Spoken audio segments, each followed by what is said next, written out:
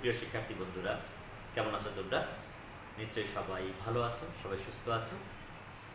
তো তোমাদের যে গত ক্লাসগুলো করিয়েছিলাম সেগুলো আশা করি যে সবাই শিখে ফেলেছি অলরেডি, এবং আমরা বারবার লিখে সেগুলো খুব ভালো করে প্র্যাকটিস করেছি।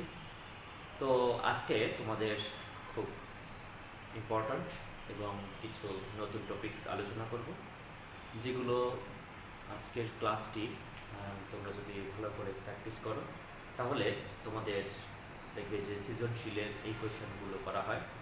তোমরা আশা করি যে 2021 সালের যে এসএসসি কেমিস্ট্রি সেকেন্ড পেপারের কোয়েশ্চেন পাবে, সেখানে সৃজনশীল এই টপিকসগুলো তোমরা দেখতে পাবে যেগুলো আছে। তো আজকে ক্লাসটি খুবই ইম্পর্ট্যান্ট।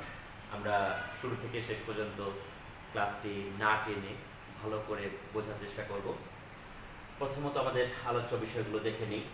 আজকের আলোচ্য বিষয়গুলো হচ্ছে নির্দেশক কি, নির্দেশকের প্রকারভেদ, যদিও পরীক্ষায় আসে নির্দেশক কি, ক নম্বর কোয়েশ্চেনে আসে সৃজনশীলের। তারপরে আমরা দেখব তীব্র অ্যাসিড ও তীব্র ক্ষারের টাইট্রেশন চিত্র দেখব। আর আসলে এইভাবে প্রশ্ন হয় যে তীব্র অ্যাসিড ও তীব্র ক্ষারের টাইট্রেশনে কোনটি উপযুক্ত নির্দেশক ব্যাখ্যা করো। তো এভাবে প্রশ্ন আসে। তো নির্দেশক আমরা কয়েকটি নির্দেশক দেখব, যে নির্দেশকগুলোর মানগুলো আমরা স্পেসিফিক মানগুলো জানার চেষ্টা করব। নেক্সট কোয়েশ্চেন হচ্ছে তীব্র অ্যাসিড ও দুর্বল ক্ষারের এখানে লেখচিত্র, অর্থাৎ এই লেখচিত্রগুলো আমরা বোঝার চেষ্টা করব তীব্র অ্যাসিড দুর্বল ক্ষারের গ্রাফটি আসলে কেমন হয়। আর এর ব্যাখ্যাটাই আমরা মূলত দেখাবো যে এখানে কোন নির্দেশক ব্যবহার করা হয়ে থাকে। ঠিক একইভাবে দুর্বল অ্যাসিড তীব্র ক্ষারের গ্রাফ দেখব আমরা, আর দুর্বল অ্যাসিড ও দুর্বল ক্ষারের গ্রাফ। তো দেখা যাচ্ছে সৃজনশীল প্রশ্নের গ নাম্বারে এখান থেকে একটা প্রশ্ন সাধারণত থাকে। তো তোমরা শুরু করে দাও, সবাই খাতা কলম নিয়ে আমরা রেডি হয়ে যাই। প্রথমত হচ্ছে নির্দেশক কি, নামের মধ্যেই এটার সংজ্ঞাটা লুকায়িত। নির্দেশক অর্থাৎ যে সকল পদার্থ কোনো রাসায়নিক বিক্রিয়ায় যোগ করে বিক্রিয়ার সমাপ্তি বিন্দু নির্দেশ করে তাকে নির্দেশক বলা হয়ে থাকে। আমরা সাধারণত নির্দেশক তিন প্রকারের জানি। কি কি? একটা হচ্ছে অ্যাসিড ক্ষারক নির্দেশক, অর্থাৎ অ্যাসিড ক্ষারের বিক্রিয়ায় যে বিক্রিয়ার শেষ বিন্দুকে নির্দেশ করতে আমরা যে পদার্থটা ব্যবহার করে থাকি সেটা হচ্ছে নির্দেশক। তাহলে অ্যাসিড ক্ষারক বিক্রিয়ায় নির্দেশক ব্যবহার করা হয়ে থাকে। জারণ বিজারণ নির্দেশক রয়েছে, আর রয়েছে অধিশাসন নির্দেশক। তিন প্রকারের নির্দেশক রয়েছে। তো পরীক্ষায় এগুলো আসে না যে তিন প্রকার নির্দেশকগুলো কি কি ব্যাখ্যা করো, বাট তোমাদের জানতে হবে যে নির্দেশক কি। তাহলে নির্দেশক হচ্ছে এমন এক ধরনের রাসায়নিক পদার্থ যা কোনো রাসায়নিক বিক্রিয়ায় উপস্থিত থেকে ওই রাসায়নিক বিক্রিয়ার সমাপ্তি বিন্দুকে নির্দেশ করে, অর্থাৎ বিক্রিয়াটি যে সম্পূর্ণ হয়েছে সেটি নিজের রং পরিবর্তনের মাধ্যমে সেই নির্দেশকটা নির্দেশ করে যে বিক্রিয়াটি শেষ বা বিক্রিয়াটি সম্পন্ন হয়েছে। তাহলে এই নির্দেশকগুলো কি কি? আমরা অনেকগুলো নির্দেশক রয়েছে। তো অ্যাসিড ক্ষারক নির্দেশকের আমরা কয়েকটি নাম জানবো, যেগুলো হচ্ছে খুব ইম্পর্ট্যান্ট। আমরা সবাই লিটমাস পেপারের কথা জানি। লিটমাস পেপারের নির্দেশকের কথা আমরা সবাই জানি, ক্লাস 8 থেকে আমরা শিখেছি লিটমাস পেপার। তো লিটমাস পেপার আসলে সঠিকভাবে মান দেয় না, জাস্ট এটা রং পরিবর্তনের মাধ্যমে অ্যাসিড নাকি ক্ষারক সেটা নির্দেশ করে। যদিও আমরা অধিকাংশ ক্ষেত্রেই এই লিটমাস পেপার ব্যবহার করি, লিটমাস পেপার ব্যবহার করে আমরা অ্যাসিড ক্ষারক বা নিরপেক্ষ সেটা হচ্ছে আমরা নির্দেশ করে থাকি। তো এরপরে আছে মিথাইল অরেঞ্জ, যেটি আমাদের এই গ্রাফগুলোতে কাজে লাগবে। তোমরা একটু লিখে নাও, মিথাইল অরেঞ্জ। এই মিথাইল অরেঞ্জের পিএইচ এর মান থাকে পিএইচ এর মান থাকে 3.1 থেকে 4.4। এখন আসলে আমাদের একটা বিষয় জানা দরকার, পিএইচ কি। যদিও আমরা আগেই জেনেছি, ফার্স্ট পেপারে আমরা জেনেছি, তারপরে আমরা আবার একটু আলোচনা করি। পিএইচটা হচ্ছে যে কোনো পদার্থের বা কোনো যৌগের, আমরা বলতে পারি যে কোনো পদার্থের হাইড্রোজেন আয়নের ঘনমাত্রার ঋণাত্মক লগারিদমকে বলা হয় পিএইচ। তাহলে পিএইচ কি? পিএইচ হচ্ছে কোনো পদার্থের হাইড্রোজেন আয়নের ঘনমাত্রার ঋণাত্মক লগারিদম। কোনো পদার্থের হাইড্রোজেন আয়নের ঘনমাত্রার ঋণাত্মক মাইনাস লগ এইচ প্লাস হচ্ছে পিএইচ। এখন এই পিএইচ এর সীমা হচ্ছে 0 থেকে 14 পর্যন্ত। পিএইচ এর মান থাকে 0 থেকে 14। এখন 0 থেকে 7 এর আগে, অর্থাৎ 7 এর চেয়ে কম, 0 থেকে 7 এর চেয়ে কম হচ্ছে অ্যাসিড বা অম্ল। এটা আমরা সকলে জানি, বাট আমি আবার একটু মনে করার চেষ্টা করি। আর 7 থেকে বেশি, 14 পর্যন্ত হচ্ছে ক্ষারক। তাহলে দেখো, অম্ল হচ্ছে 0 থেকে শুরু আর 7 এর আগে পর্যন্ত, এটা হচ্ছে অম্ল। 7 থেকে বড় বাট 14 এর আগে পর্যন্ত হচ্ছে ক্ষারক। তাহলে 7টা কি আসলে? এটা হচ্ছে নিরপেক্ষ। তাহলে পিএইচ এর আমরা এই তিনটা জিনিস মনে রাখবো। 0 থেকে 7 এর আগে পর্যন্ত হচ্ছে অম্ল এবং 7 হচ্ছে নিরপেক্ষ, আর 7 থেকে বড় বাট 14 থেকে ছোট হচ্ছে ক্ষারক। এখন তোমাদের এটাও জানতে হবে যে 0 হলে, পিএইচ এর মান যদি 0 হয় সেটা হচ্ছে সবচেয়ে শক্তিশালী অম্ল, এবং পিএইচ এর মান যদি হয় 14 সেটি হচ্ছে সবচেয়ে শক্তিশালী ক্ষারক। এখন তোমাদের এই জিনিসগুলো জানা দরকার যে কোনগুলো শক্তিশালী অম্ল এবং কোনগুলো শক্তিশালী ক্ষারক। তাহলে সেই শক্তিমাত্রা নির্ণয়ের কিছু নিয়ম আছে, সেই নিয়ম অনুসারে আমরা নির্ণয় করে থাকি। সংক্ষেপে আমি বলি যে sulphuric acid, hydrochloric acid, phosphoric acid, hydrofluoric acid, এই অ্যাসিডগুলো হচ্ছে শক্তিশালী অ্যাসিড নরমালি, এবং এর পিএইচ এর মান 0 থেকে 3 এর মধ্যে থাকে, এবং 3 থেকে 7 এর আগে পর্যন্ত, নরমালি হচ্ছে 6 পর্যন্ত থাকে দুর্বল অ্যাসিডগুলো, যেমন ইথানোয়িক অ্যাসিড। সমস্ত ধরনের জৈব অ্যাসিড এরা দুর্বল অ্যাসিড। তারপরে রয়েছে carbonic acid, H2CO3, carbonic acid, এরা হচ্ছে দুর্বল অ্যাসিড। ক্ষারক, তোমরা জানো যে ক্ষার ধাতু রয়েছে গ্রুপ 1 এ।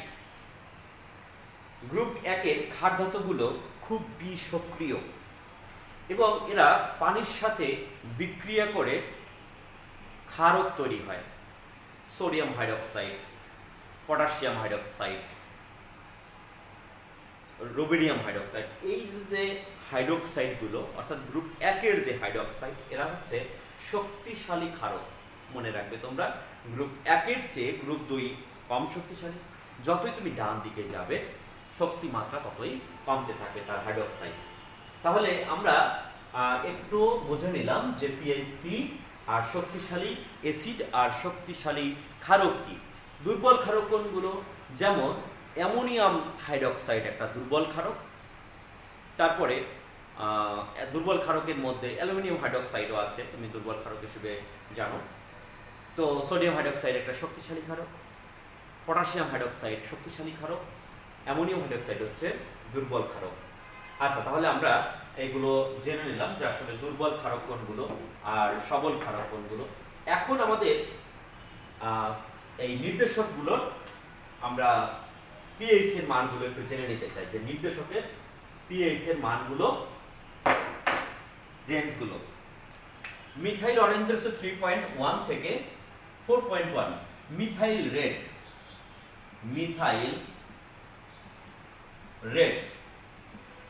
মিথাইল রেড হলো 4.3 থেকে 4.2 থেকে 6.3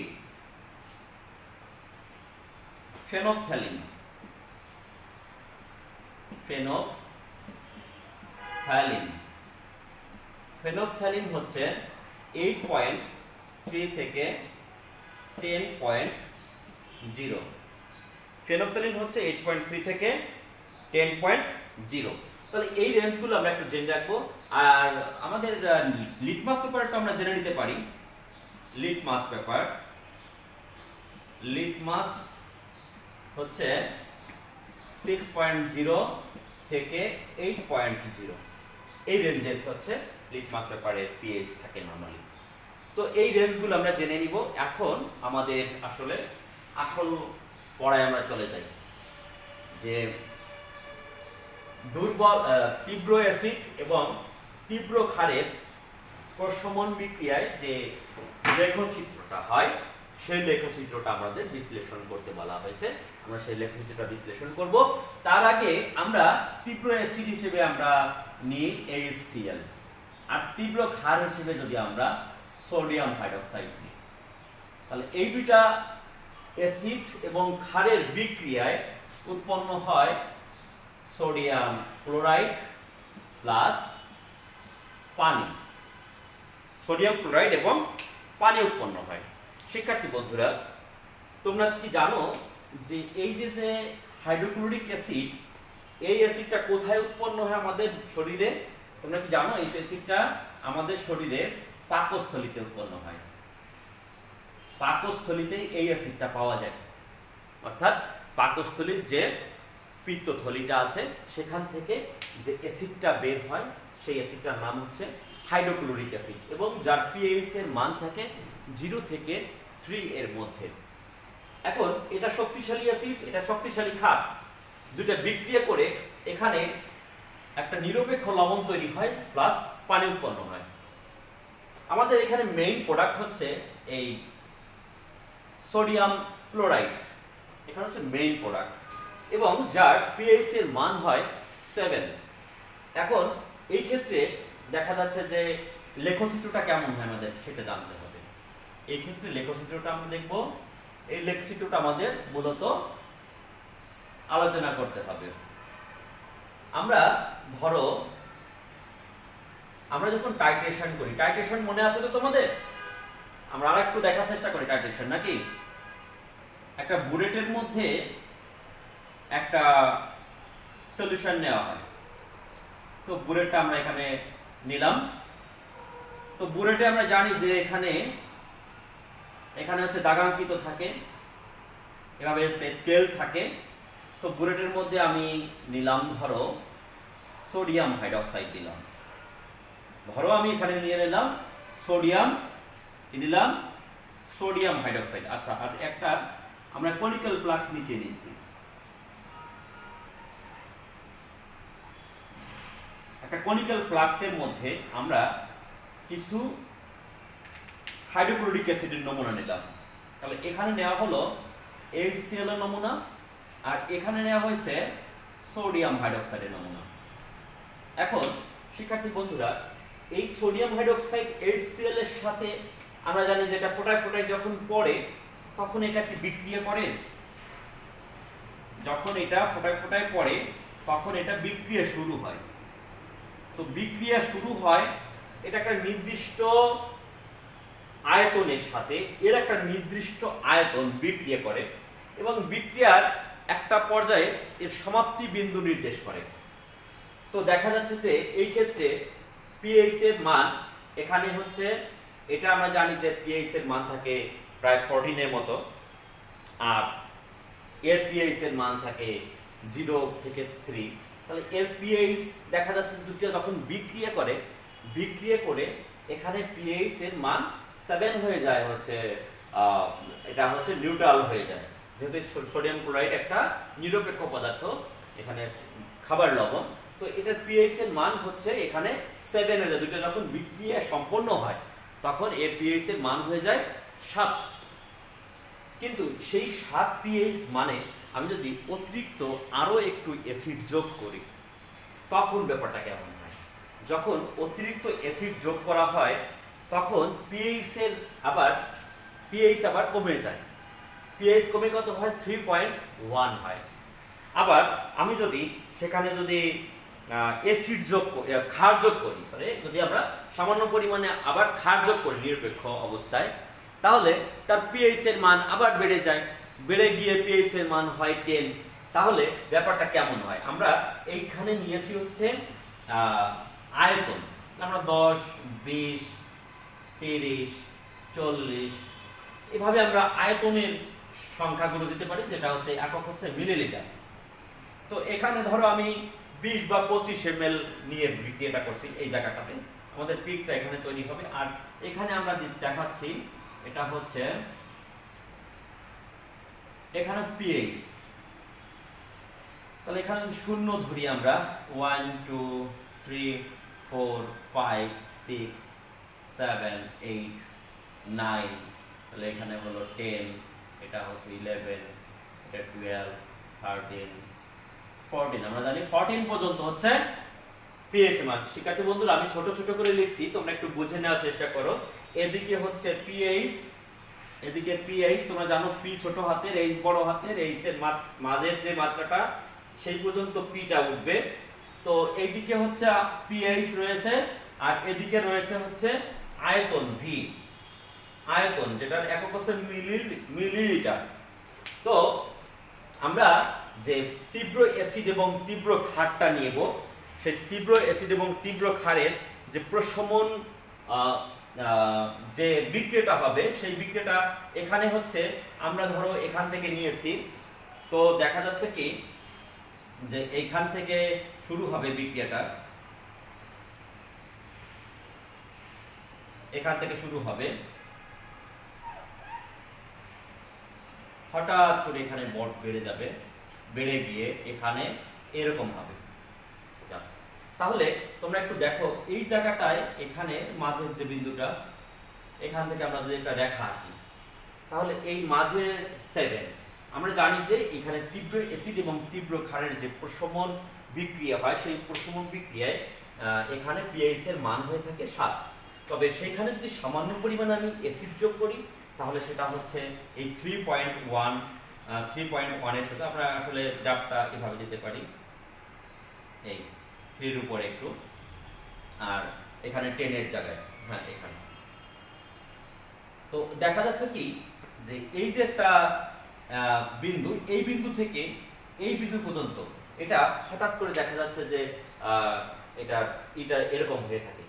হ্যাঁ, গ্রাফটা আসলে মানটা এমন হয়ে থাকে, একটা নির্দিষ্ট মানের জন্য আমরা যে লিটমাস পেপার নিই, এখানে আসলে আমরা লিটমাস পেপার ব্যবহার করে থাকি। এখানে লিটমাস পেপার অথবা মিথাইল অরেঞ্জ বা মিথাইল রেড, যে কোনো ধরনের আমরা নির্দেশক ব্যবহার করে থাকি। তাহলে নির্দেশকের একটা পিএইচ মান আছে আমরা জানি। তাহলে নির্দেশকের পিএইচ মান আমরা যে একটু আগে দেখেছি যে মিথাইল অরেঞ্জের পিএইচ এর মান হচ্ছে 3.1 থেকে 4.3। তাহলে দেখা যাচ্ছে যে এখানে আমরা এইগুলো কোন লিটমাস পেপারগুলো এখানে কাজ করবে সেটা আমরা দেখব। যে এখানে হচ্ছে 3.1 থেকে 10, এই 3.1 থেকে 10, এই যে পিকটা 3.1 থেকে 10, এই পিএইচ এর এই পরিবর্তনটা হঠাৎ করে হয়ে থাকে। মানে প্রশমনের শেষ পর্যায়ে এখানে হচ্ছে পিএইচ এর মান হয়ে থাকে এখানে 3.1 থেকে 10, এই পরিসরে সকল এই পরিসরটা দেখা যায়। তাহলে এই পরিসরের মধ্যে যে সকল নির্দেশকগুলো কাজ করে, সেই সকল নির্দেশকগুলো এই যে বিক্রিয়া, এই বিক্রিয়া ব্যবহার করা হয়ে থাকে। তাহলে এই যে পরিসর, এই পরিসরে কোন কোন নির্দেশকগুলো কাজ করে? আমরা জানি মিথাইল অরেঞ্জের পিএইচ পরিসর হচ্ছে 3.1 থেকে 4.3, তারপরে 4.2 থেকে 6.3 হচ্ছে মিথাইল রেড, এবং হচ্ছে ফেনফথ্যালিন হচ্ছে 8.3 থেকে 10।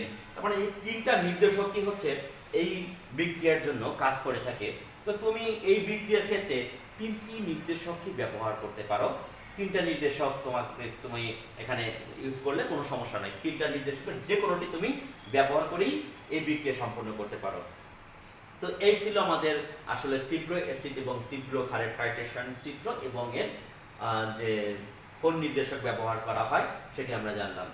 তো শিক্ষার্থী বন্ধুরা, আমরা এর পরের যে কোয়েশ্চেন, সেই কোয়েশ্চেন আমরা দেখব যে আমরা গ্রাফটি না মুছি, কারণ গ্রাফটি আমাদের কাজে লাগবে। আমরা শুধু ভিতরের ইয়াটা মুছে দিই। আমরা এবার দেখব যে তীব্র অ্যাসিড এবং দুর্বল ক্ষারের চিত্র কেমন হয়ে থাকে। তীব্র অ্যাসিড এবং দুর্বল ক্ষার। তো শিক্ষার্থী বন্ধু, তীব্র অ্যাসিড হিসেবে আমরা HCl নিচ্ছি, আর দুর্বল ক্ষার হিসেবে আমরা অ্যামোনিয়াম হাইড্রোক্সাইড নিতে পারি। তো তীব্র অ্যাসিড এবং দুর্বল ক্ষার নিলাম, এরা বিক্রিয়া করে কি তৈরি করবে? অ্যামোনিয়াম ক্লোরাইড তৈরি হবে, সাথে তৈরি হবে H2O।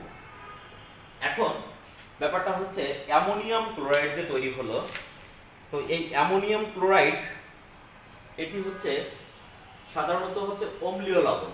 কেন? আমরা জানি যে তীব্র অ্যাসিড এবং দুর্বল ক্ষারের বিক্রিয়ায় যে লবণ উৎপন্ন হয় সেটি অম্লীয় হয়ে থাকে, কারণ এটি সম্পূর্ণরূপে এটা বিক্রিয়া করতে পারে না। হ্যাঁ, কারণ এখানে অবশিষ্ট HCl থেকে যায়। সুতরাং এই যে প্রোডাক্টটা উৎপন্ন হয় অ্যামোনিয়াম ক্লোরাইড, এটা আর্দ্র বিশ্লেষিত হয়ে যায় পরবর্তীতে। আর্দ্র বিশ্লেষিত হওয়ার অর্থ হচ্ছে যে অ্যামোনিয়াম ক্লোরাইড যখন পানিতে, এটা পানি তো সাথে থাকেই, পানিতে যুক্ত করলে এখানে NH3 প্লাস হচ্ছে HCl আর্দ্র বিশ্লেষিত হয়ে এখানে হচ্ছে হাইড্রোক্লোরিক অ্যাসিড এখানে উৎপন্ন করে। তো এটি হাইড্রোক্লোরিক অ্যাসিড আমরা জানি এটা অম্লীয়, সুতরাং এখানে এটা অম্লীয় হয়ে থাকে।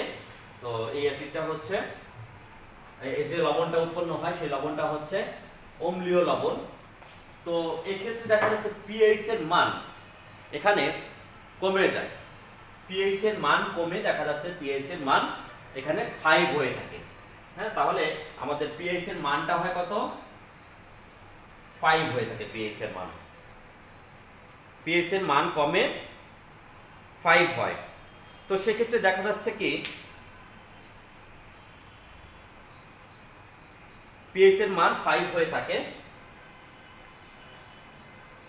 এখন এখানে পিকটা আমরা 7এই দেখাবো, বাট পিএইচ এর মান 5 হয়। সেক্ষেত্রে দেখা যাচ্ছে যে আমাদের গ্রাফটা হয় এরকম, যে এখান থেকে শুরু করে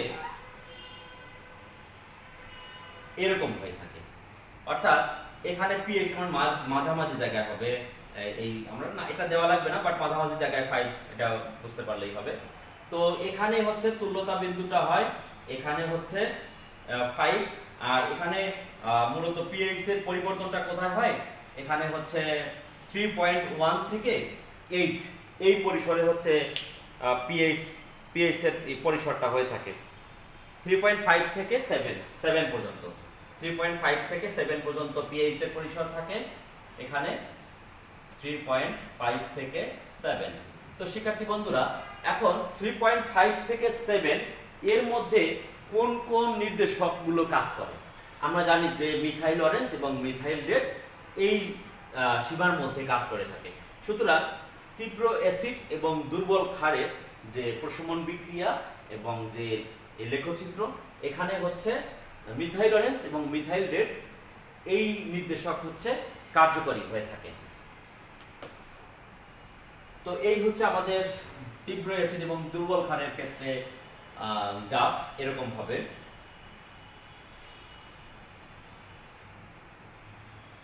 তো এরপরে আমরা দেখব যে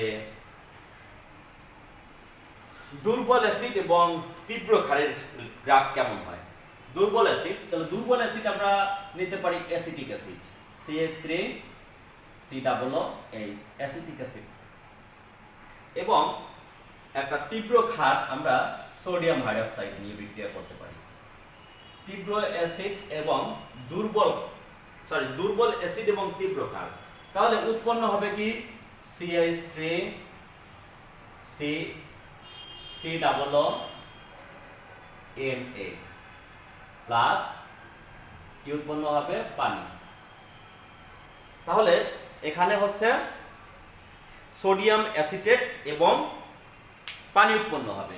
শিক্ষার্থী বন্ধুরা, আমরা 0.1 মোলার অ্যাসিটিক অ্যাসিড এবং 0.1 মোলার সোডিয়াম হাইড্রোক্সাইড নিয়ে আমরা যদি বিক্রিয়া শুরু করি, তখন হচ্ছে যে এখানে সোডিয়াম অ্যাসিটেট এখানে একটা, এটা হচ্ছে যেহেতু দুর্বল অ্যাসিড তীব্র ক্ষার, এখানে উভমুখী তীর চিহ্ন ব্যবহার করা হয়ে থাকে।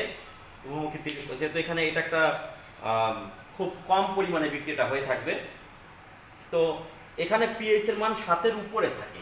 কেন 7 এর উপরে থাকে? কারণ এখানে হচ্ছে সোডিয়াম হাইড্রোক্সাইড একটা তীব্র ক্ষার এবং অ্যাসিটিক অ্যাসিড একটা দুর্বল অ্যাসিড। আমরা জানি যে দুর্বল অ্যাসিডগুলো খুব কম মাত্রায় বিয়োজিত হয়, অর্থাৎ কম বিক্রিয়া করবে, অর্থাৎ যে লবণটা তৈরি হবে সেই লবণটা হবে ক্ষারীয় লবণ এবং তার পিএইচ এর মান হবে 8.7, অর্থাৎ ক্ষারীয় হয়ে থাকে। তো 8.7 হবে এবং তুল্যতা বিন্দু অতিক্রম করলে পিএইচ এর মান হঠাৎ করে 6 থেকে 11 হয়ে যায়। তো এখানে 6 থেকে কত হয়? 6 থেকে হচ্ছে 11। আমরা যদি এভাবে গ্রাফটা আঁকি, 6 থেকে এরকম হয়ে যায়, এটা হচ্ছে 11, এটা 6, 6 থেকে 11 হয় এবং এখানে তুল্যতা বিন্দু হয়ে থাকে এখানে 8.7, তুল্যতা বিন্দু হয় 8.7। আর এখানে হচ্ছে পিএইচ অতিক্রম করলে, এখানে দেখা যাচ্ছে যে তুল্যতা বিন্দু অতিক্রম করলে পিএইচ এর মান হয় 6 থেকে 11। এখন তোমাকে বুঝতে হবে যে 6 থেকে 11 পিএইচ পরিসরে কোন কোন নির্দেশকগুলো ব্যবহার করা যায়। তাহলে আমরা জানি যে মিথাইল অরেঞ্জ, মিথাইল রেড, এটা হচ্ছে এই রেঞ্জটা হচ্ছে 6 এর আগে, 6.3 যদিও মিথাইল রেড সর্বশেষ, তবে 4.3 থেকে শুরু। সুতরাং এই ক্ষেত্রে আমরা কিন্তু মিথাইল অরেঞ্জ আর মিথাইল রেড ব্যবহার করতে পারি না। যেহেতু এখানে 6 থেকে 11, সুতরাং আমাকে এখানে হচ্ছে এই তুল্যতা বিন্দু 8.7 এটা বের করতে হলে আমাকে অবশ্যই ফেনফথ্যালিন যে নির্দেশকটা রয়েছে সেই ফেনফথ্যালিন নির্দেশকটা ব্যবহার করতে হবে। তো শিক্ষার্থী বন্ধুরা, এই হচ্ছে আমাদের মূলত দুর্বল অ্যাসিড আর তীব্র ক্ষারের লেখচিত্র। আমরা এখন যেটা সর্বশেষ আলোচনা আমাদের আজকের ক্লাসের, সেটি দেখার চেষ্টা করব যে একটা দুর্বল অ্যাসিড এবং একটা দুর্বল ক্ষার যখন বিক্রিয়া করে, হ্যাঁ, তখন গ্রাফটি কেমন হয়ে থাকে। দুর্বল অ্যাসিড হিসেবে আমরা নিচ্ছি CH3 COOH দুর্বল অ্যাসিড, আর দুর্বল ক্ষার হিসেবে আমরা অ্যামোনিয়াম হাইড্রোক্সাইড নিতে পারি। দুর্বল ক্ষার হিসেবে আমরা অ্যামোনিয়াম হাইড্রোক্সাইড যদি নিই, তাহলে দেখো আমরা এখানে নির্দিষ্ট পরিমাণ, ধরো 25 মিলিলিটার নিলাম আমরা, 25 মিলিলিটার 0.1 মোলার অ্যাসিটিক অ্যাসিড এবং 25 মিলিলিটার 0.1 মোলার অ্যামোনিয়াম হাইড্রোক্সাইড নিলাম। তো নিলে এরা যেহেতু দুর্বল অ্যাসিড, দুর্বল ক্ষার খুব কম মাত্রায় বিক্রিয়া করবে, তো বিক্রিয়া করে এখানে উৎপন্ন হবে ammonium acetate CH3 COO NH4 plus হচ্ছে পানি উৎপন্ন হবে।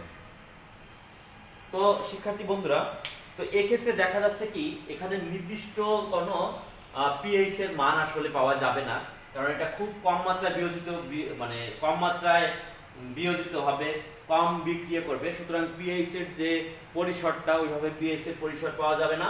অর্থাৎ এই ক্ষেত্রে গ্রাফটা এরকম হবে, যে এইরকম হবে গ্রাফটা। কিন্তু এখানে নির্দিষ্ট কোনো পিএইচ এর মান পাওয়া যাবে না, এখানে তুল্যতা বিন্দু ওইভাবে পাওয়া যাবে না। সুতরাং এই ক্ষেত্রে তুমি যে কোনো ধরনের নির্দেশকই তুমি ব্যবহার করো, তা এখানে ফল পাওয়া যাবে না, অর্থাৎ উপযুক্ত নির্দেশক এখানে এর নাই, মূলত এর কোনো উপযুক্ত ওইরকম নির্দেশক না। অর্থাৎ দুর্বল অ্যাসিড এবং দুর্বল ক্ষার এতই কম পরিমাণে বিক্রিয়া করে যে এখানে তুল্যতা বিন্দু হচ্ছে নির্ধারণ করা যায় না। সুতরাং উপযুক্ত নির্দেশক এই ক্ষেত্রে ব্যবহার করার প্রয়োজন হয় না। তো শিক্ষার্থী বন্ধুরা, আসলে আজকের আমাদের যে আলোচনাগুলো এগুলোই ছিল। তো এই যে গ্রাফগুলো, তোমাদের প্রথম 3টা গ্রাফ খুব ইম্পর্ট্যান্ট, যে এই তীব্র অ্যাসিড তীব্র ক্ষার, একটা হচ্ছে তীব্র অ্যাসিড দুর্বল ক্ষার, আর একটা হচ্ছে দুর্বল ক্ষার দুর্বল অ্যাসিড তীব্র ক্ষার।